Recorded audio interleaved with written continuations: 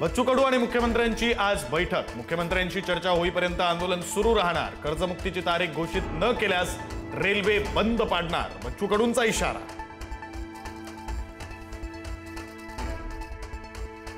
मनोज जरांगेंचा बच्चू कडूंच्या आंदोलनाला पाठिंबा। जरांगे पाटील आंदोलनात सहभागी होण्यासाठी नागपूरला रवाना।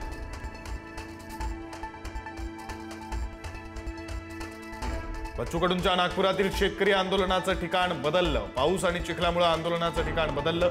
आंदोलक आता परसोडी पुनर्वसन येथील मंगल कार्यालयात थांबणार। विरोधी पक्षातील नेत्यांची आज बैठक। 1 नोव्हेंबरच्या मोर्चाच्या पार्श्वभूमीवर बैठकीचं आयोजन। राज ठाकरे, उद्धव ठाकरे, शरद पवार, बाळासाहेब थोरात उपस्थित राहणार। बैठकीनंतर पत्रकार परिषद।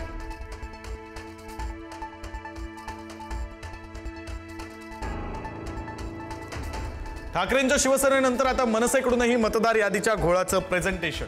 आज रंगशारदा सभागृहात राज ठाकरे लाव रे तो व्हिडिओ स्टाईलने करणार पोलखोल।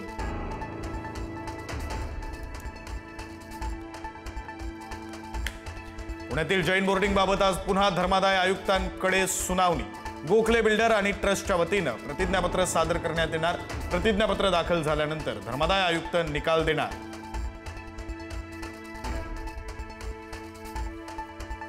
संपदा मुंडेंच्या हातावर लिहिलेली सुसाईड नोट आणि पत्र यामधील अक्षरात फरक। सुषमा अंधारेंचा आरोप। पत्रामध्ये निरीक्षक शब्दात दुसरी वेलांटी तर हातावर पहिली वेलांटी। संपदा यांची हत्या झाल्याचा अंधारेंचा दावा। मुंबई महानगरपालिका निवडणुकीसाठी 11 नोव्हेंबर रोजी पार पडणार आरक्षण सोडत 227 प्रभागांसाठी आरक्षण सोडत काढली जाणार। 28 नोव्हेंबरला अंतिम आरक्षण जाहीर करण्यात येणार। स्थानिक स्वराज्य संस्थांच्या निवडणुकांमध्ये व्हीव्हीपॅट सध्या शक्य नाही। कायद्यात तरतूद नसल्यानं व्हीव्हीपॅटला हिरवा कंदील नाही, राज्य निवडणूक आयोगाकडून स्पष्ट।